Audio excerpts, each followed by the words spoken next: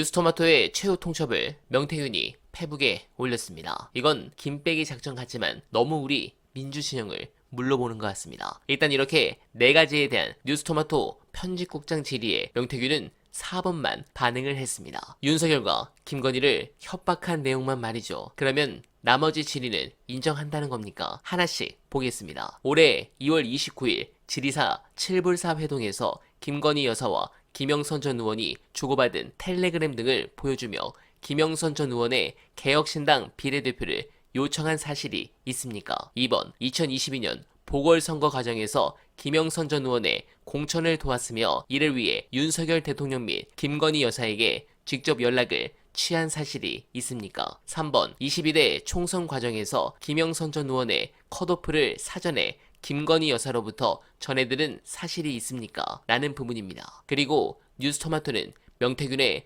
통화녹음 파일 등을 입수했다고 하는데 재밌는 상황입니다. 이걸 명태균이 올린다. 급하군요 지금. 많이 쫄린 것 같습니다. 앞으로 뉴스토마토의 후속 보도가 아주 기대가 됩니다. 관련해 핵심이라 볼 수 있는 여론 조작에 대한 중요한 영상 보시고 이어가 보겠습니다. 저 사람이 여론조사 기관하고 매체, 인터넷 매체를 2개 들고 있으면 뭔 짓을 할 수 있는지를 보여주는 표준입니다. 그러니까 아니 이게 웃기는 방식이잖아. 자기가 하는 인터넷 매체에다가 뭔 교수님 이제 곧 출마를 준비하시는 분 네. 어떻게 뭐 이번에 공약이 뭐가 있어? 네. 그러면 내가 창원에다가 삼성전자 공장을 유치하겠다. 그래 그럼 뭐 좀 써와봐. 뭐 쓰는 것도 교수님이 썼는지 알 수가 없어요. 네. 누가 써줬는지. 써가지고 이제 올려. 그런 다음에 그 칼럼 기고문을 인용을 해가지고 땡땡땡 교수의 뭐 칼럼에 따르면 삼성전자 공장이 창원에 유치될 가능성이 있다고 하는데 뭐 설문자께서는 뭐 여기에 대해서 어떻게 생각하시나요? 창원의 부흥을 위해서. 네, 그러면 여기서 이제 이름이 노출이 되죠. 그 사람의 칼럼 주제와 이 공약 주제가 노출이 되죠. 그런 다음에 뒤에다가 여론조사를 붙여. 그럼 이 사람 지지율이 좋게 나오겠어요? 안 나오겠어요? 심플하죠. 그렇게 한 다음에 그 여론조사 결과를 자기 매체에다 다시 올립니다. 이게 몇 번 돌리면 이 사람이 무명의 정치 지망생에서 갑자기 유력 후보가 되는 마법.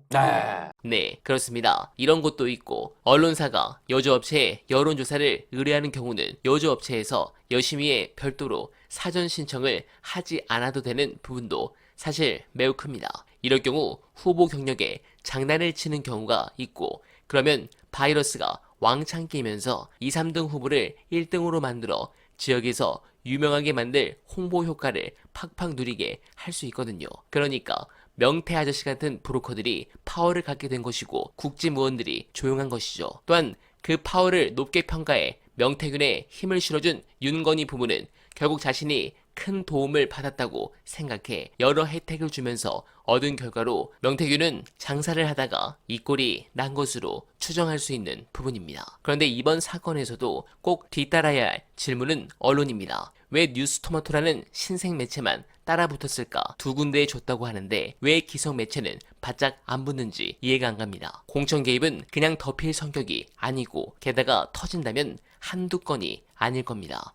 그 안에 무수한 과정, 이야깃거리, 막으려는 자와 터트리려는 자들 사이에 수많은 암투, 반전의 요소가 섞여 있을 수밖에 없습니다. 게다가 엎친 데 덮친 격으로 이게 사실이면 정말 치명타인데 언론들이 생각보다 조용합니다. 아, 치명타라서 그랬나? 아니면 그저 유튜브에 또 다른 음모론이라고 생각하는 걸까? 제가 보기엔 아닌데 말입니다. 마지막 분수령이 될 수도 있는 사건인데 말입니다. 국감대 제발 국민들의 기대가 현실로 이어지길 간절하게 바라면서 오늘 말은 이만 인사드립니다. 여러분 고맙습니다.